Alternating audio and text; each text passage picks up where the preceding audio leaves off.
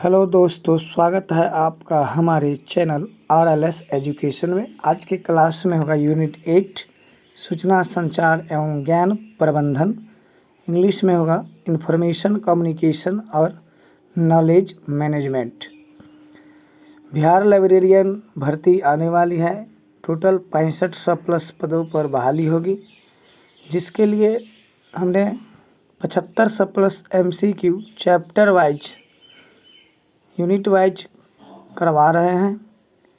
आज 29वां video upload होगा हमारे चैनल पे।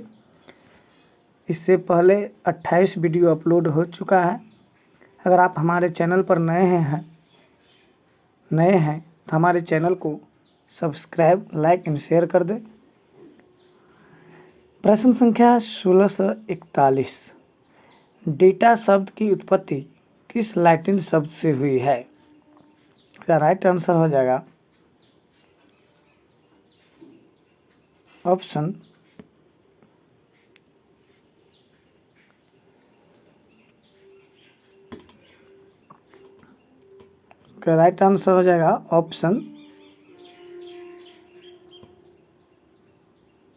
ए, डेटम। अगला प्रश्न है, इंफॉर्मेशन का अर्थ इनमें से क्या है? राइट आंसर ऑप्शन ए होगा सिस्टमैटिक फॉर्म ऑफ डेटा। अगला प्रश्न है, डेटा के बारे में कौन सा कथन सत्य है?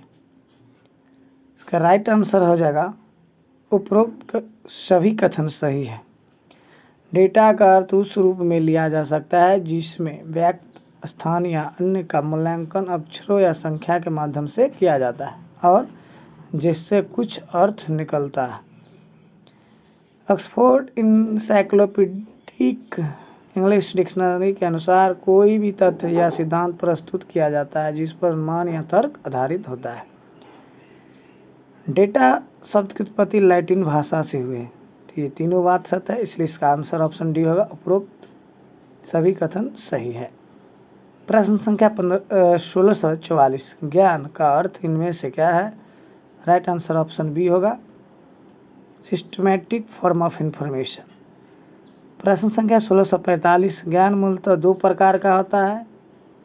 आंसर ये हो जाएगा टैक्टिक एंड एक्सप्लो नॉलेज। अगला प्रश्न है, डेटा, सूचना और ज्ञान का कौन सा क्रम सही है? इसका राइट आंसर ऑप्शन ए होगा डेटा, उसके बाद इंफॉर्मेशन, नॉलेज, विजडम और ट्रेडिशन। प्रश्न संख्या 1647। संचार अंग्रेजी के कम्युनिकेशन शब्द का हिंदी अनुवाद है। यह शब्द लैटिन शब्द से बना है। इसका राइट आंसर हो जाएगा ऑप्शन ए कम्युनिज एंड कम्युनिकेयर। लैटिन शब्द कम्युनिज एंड कम्युनिकेयर। अगला प्रश्न है, कम्युनिकेशन के बारे में कौन सा कथन सत्य है? इसका राइट आंसर हो जाएगा उपरोक्त सभी कथन सही है। ऑप्शन ए में है संचार का सामान्य अर्थ किसी सूचना या संदेश को एक व्यक्ति से दूसरे व्यक्ति तक पहुंचाना या प्रसारित करना है। बी में है संचार का अर्थ शब्द और संदेशों के माध्यम से जानकारी प्राप्त करने वाले प्रेषक और प्राप्तकर्ता के बीच एक समानता स्थापित करना है। सी में है संचार एक कला है जहां एक व्यक्ति दूसरे व्यक्ति के विचारों या भावनाओं में भाग लेता है, अर्थात जब दो या दो से अधिक व्यक्ति कुछ सार्थक संकेतों या प्रतीकों के माध्यम से विचारों या भावनाओं का आदान प्रदान करते हैं तो इसे संचार कहा जाता है। तो उपरोक्त में से सभी सही होगा। अगला प्रश्न है, संचार प्रक्रिया का कौन सा क्रम सही है?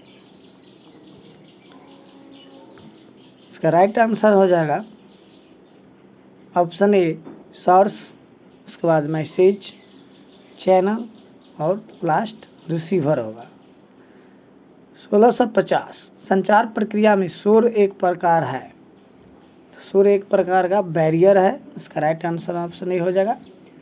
प्रश्न संख्या 1651। स्वर संचार इस प्रकार है। वोकल कम्युनिकेशन क्या है?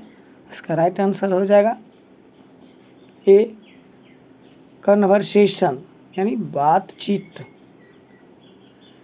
प्रश्न संख्या 1652, संचार के लिए प्रयुक्त माध्यम के आधार पर संचार के 3 मुख्य प्रकार होते हैं। इसका राइट आंसर हो जाएगा वर्बल कम्युनिकेशन के बाद नॉन वर्बल कम्युनिकेशन और रिटेन कम्युनिकेशन, यानी तीनों होगा। तो ऑप्शन के अनुसार ए आंसर होगा रिटेन कम्युनिकेशन। संचार के 3 मुख्य प्रकार होगा वर्बल, नॉन वर्बल और रिटेन कम्युनिकेशन। अगला प्रश्न है, संचार प्रक्रिया में शामिल लोगों की संख्या के आधार पर संचार मुख्यतः 4 प्रकार का होता है। संख्या के आधार पर तो पहला होगा इंट्रापर्सनल कम्युनिकेशन, उसके बाद इंटरपर्सनल कम्युनिकेशन, ग्रुप कम्युनिकेशन और लास्ट होगा चौथा वो मास कम्युनिकेशन होगा।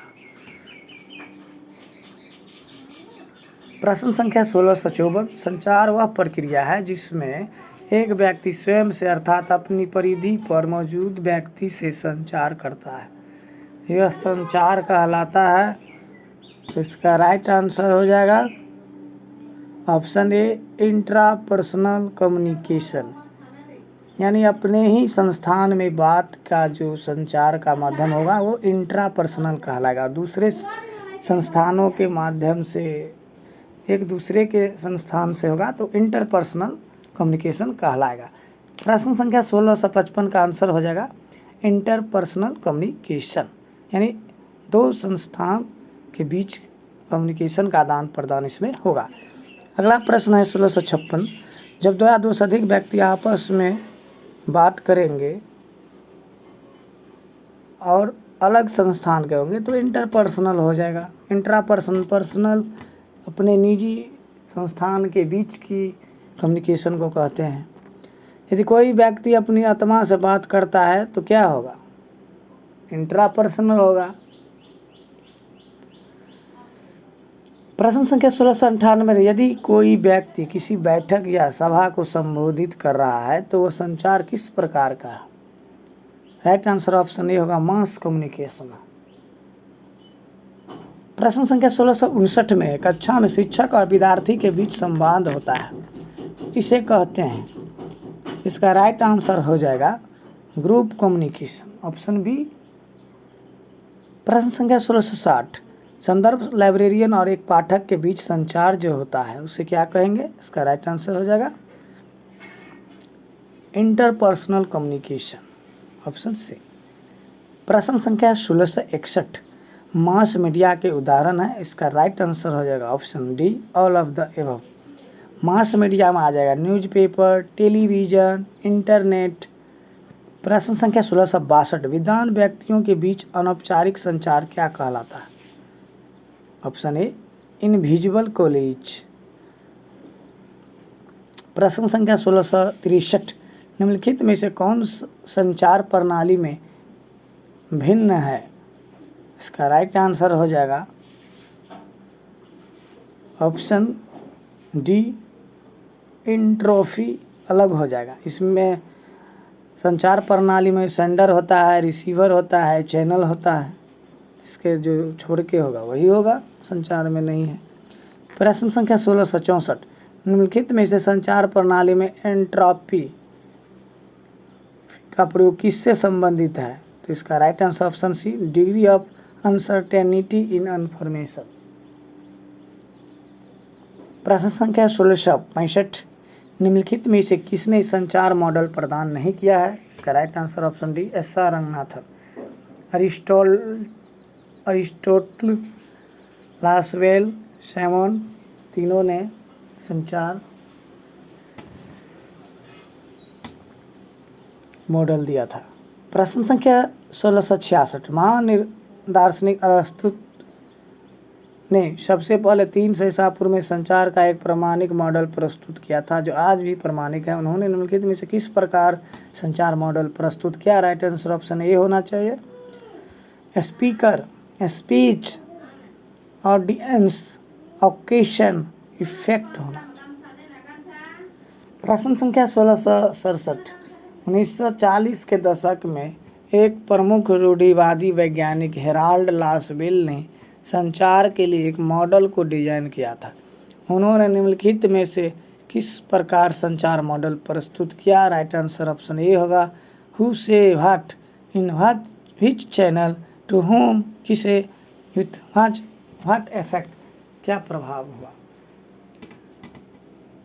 प्रश्न संख्या 1668 1949 में संचार का गणितीय मॉडल किसके द्वारा प्रतिपादित किया गया था? राइट आंसर ऑप्शन ए होगा Claude E Shannon and Warren Weaver के द्वारा। अगला प्रश्न है शैनन और वीवर द्वारा प्रतिपादित संचार के गणितीय प्रारूप में संचार के 5 तत्व information source, transmitter, channel receiver और पांचवा का उल्लेख किया गया था। तो पांचवा कौन हो जाएगा? Option A destination point. प्रश्न संख्या 1670 संचार के रास्ते में रुकावटें या बाधाएं कहलाती है। इसका राइट आंसर हो जाएगा option D all of the above. संचार में जो बाधा बनेगा वो लैंग्वेज भाषा बन सकता है, फिजिकल बैरियर हो सकता है और इकोनॉमिक फैक्टर तीनों हो सकता है। प्रश्न संख्या 1671 60 के दशक में सूचना समाज शब्द का प्रयोग सबसे पहले किस देश में किया गया था? Right answer option A in Japan. Japan में सूचना समाज शब्द का प्रयोग किया गया था। 1672 में है सूचना विज्ञान शब्द किस वर्ष प्रकाश में आया? राइट आंसर ऑप्शन बी होगा 1959 1959 में। प्रश्न संख्या 1673 where is the wisdom we have lost in knowledge. यह कथन किसका है? राइट आंसर होगा ऑप्शन सी टी.एस. एलियट का। प्रश्न संख्या 1674 इनमें से सूचना समाज के तत्व हैं। राइट आंसर हो जाएगा ऑप्शन आईसीटी टेक्नोलॉजी जो है और इंटरनेट ये सूचना समाज का तत्व है। तो ऑप्शन सी 1 और 4 हो जाएगा। प्रश्न संख्या 1675 फेयर यूज शब्द अधिक प्रासंगिक है। इसका राइट आंसर ऑप्शन बी होगा कॉपीराइट। कॉपीराइट शब्द किसके लिए अधिक प्रासंगिक है? आईपीआर के लिए यानी intellectual property right. Right answer option ए। प्रश्न संख्या 1677 निम्नलिखित में से किस मुद्दे पर बर्न कन्वेंशन आयोजित किया गया था? इसका राइट आंसर हो जाएगा ऑप्शन बी कॉपीराइट के लिए बर्न कन्वेंशन किया गया था। प्रश्न संख्या 1678 libraries as gateway to knowledge यह शीर्षक किस रिपोर्ट का हिस्सा है? राइट आंसर हो जाएगा option C national knowledge commission. प्रश्न संख्या 1679 नेशनल नॉलेज कमीशन यानी एनकेसी की स्थापना किस वर्ष की गई थी? इसका राइट आंसर हो जाएगा ऑप्शन ए 13 जून 2005। प्रश्न संख्या 1680 नेशनल नॉलेज कमीशन के अध्यक्ष कौन थे? इसका राइट आंसर होगा ऑप्शन ए साम पित्रोदा। प्रश्न संख्या 1681 नेशनल नॉलेज कमीशन को किस वर्ष भंग कर दिया गया? इसका राइट आंसर होगा ऑप्शन डी 2014 में। प्रश्न संख्या 1682 बौद्धिक संपदा अधिकार के बारे में निम्नलिखित में से कौन सा कथन सही है? इसका राइट आंसर हो जाएगा ऑप्शन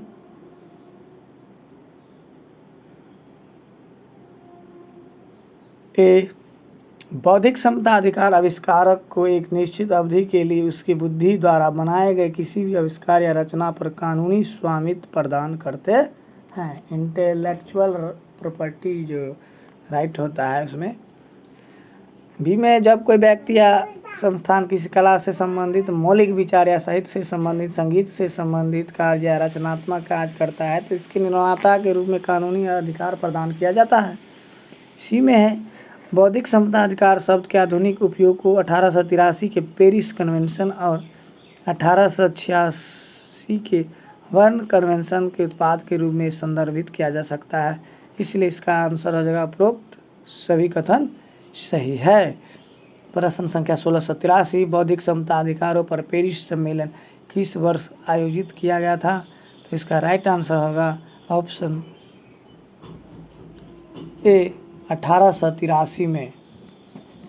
प्रश्न संख्या 1684 बौद्धिक संपदा अधिकारों पर बर्न कन्वेंशन किस वर्ष आयोजित किया गया था? इसका राइट आंसर हो जाएगा ऑप्शन बी 1886। दोस्तों चैप्टर वाइज क्वेश्चन को एक एक करके इस पुस्तक में समझाया गया है। बहुत अच्छा पुस्तक लग रहा है, आप इससे तैयारी करें, हमारे चैनल से जुड़ जाएं, आपको जो बहुत हेल्पफुल होगा। बर्न कन्वेंशन किस विषय पर आयोजित किया गया था? तो ऑन कॉपीराइट पे किया गया था। विपो यानी वर्ल्ड इंटेलेक्चुअल प्रॉपर्टी ऑर्गेनाइजेशन का कार्यकाल कहाँ है? जिनेवा में है। प्रश्न संख्या 1687 विश्व व्यापार संगठन की स्थापना किस वर्ष हुई थी? इसका राइट आंसर ऑप्शन ए होगा 1995। प्रश्न संख्या 1688 निम्नलिखित सूचियों का मिलान करें। ए में है इंडियन कॉपीराइट एक्ट, बी में है पेटेंट एक्ट, सी में है geographical indication of goods act, option D में है द ट्रेडमार्क एक्ट। ऑप्शन मिलाने के बाद इसका राइट आंसर हो जाएगा ऑप्शन मिलाने के बाद इसका राइट आंसर हो जाएगा। अगर आप हमारे चैनल पर नए हैं तो हमारे चैनल को सब्सक्राइब कर दें। लाइब्रेरियन की तैयारी कर रहे हैं तो इसमें AKB पब्लिकेशन डॉक्टर अमित किशोर सर के पुस्तक से वीडियो बनाया जा रहा है, तो उसी को क्रेडिट जा रहा है। ऑप्शन बी हो जाएगा इसका 1688 का आंसर। प्रश्न संख्या 1689 बौद्धिक संपदा अधिकार के 3 मुख्य प्रकार हैं। इसका राइट आंसर हो जाएगा ऑप्शन ए ट्रेडमार्क। 3 मुख्य हैं जिसमें ट्रेडमार्क। प्रश्न संख्या 1690 वह विधान जिसका उद्देश्य लेखकों या रचनाकारों को उनके द्वारा किए गए रचनात्मक कार्यों पर एक निश्चित अवधि के लिए लेखन, पेंटिंग या कलात्मक कार्यों के साथ कार्यों पर कानूनी स्वामित्व प्रदान करता है, क्या कहलाता है? राइट आंसर ऑप्शन ए कॉपीराइट कहलाता है। प्रश्न संख्या 1691 सरकार और किसी वस्तु के आविष्कार या शोधकर्ताओं के बीच समझौता का प्रमाण पत्र जिसके द्वारा आविष्कारक अपने द्वारा किए गए आविष्कारों पर एक निश्चित अवधि के लिए कानूनी रूप से स्वामित्व रखता है और शोधकर्ताओं की अनुमति के बिना किसी अन्य द्वारा उत्पादित नहीं किया जा सकता है, क्या कहलाता है? तो इसका राइट आंसर हो जाएगा ऑप्शन बी पेटेंट कहलाता है। प्रश्न संख्या 1692 प्रत्येक कंपनी इसे अपने व्यवसाय संचालन के पर एक प्रतीक के रूप में उपयोग करती है। इसका राइट आंसर हो जाएगा ऑप्शन सी ट्रेडमार्क। ट्रेडमार्क को एक सिंबल के रूप में हर कंपनी यूज करता है। प्रश्न संख्या 1693 विश्व का पहला कॉपीराइट अधिनियम कब और कहाँ बनाया गया था? इसका राइट आंसर ऑप्शन ए होगा in the name of the queen of United Kingdom in 1709 यानी 1709 में। प्रश्न संख्या 1694 भारतीय कॉपीराइट अधिनियम किस वर्ष पारित किया गया? इसका राइट आंसर हो जाएगा ऑप्शन ए 1957 में। प्रश्न संख्या 1695 अंतर्राष्ट्रीय कॉपीराइट अधिनियम के अनुसार मूल रचनाकार की मृत्यु के बाद भी उस रचना का कॉपीराइट लागू रहता है। इसका राइट आंसर ऑप्शन बी हो जाएगा अप टू 60 ईयर्स।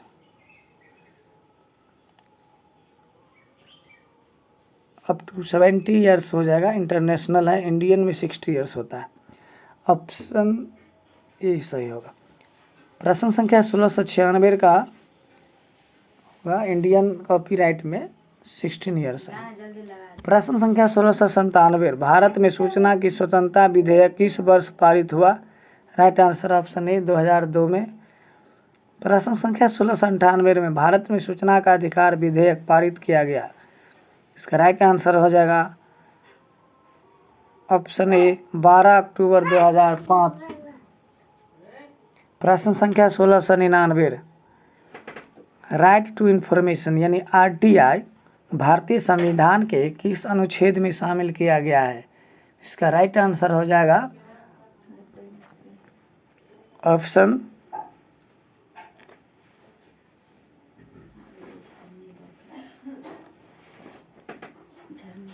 और इसका राइट आंसर होगा ऑप्शन ए आर्टिकल्स 19A यानी 19A में दिया गया है। वीडियो देखने के लिए धन्यवाद।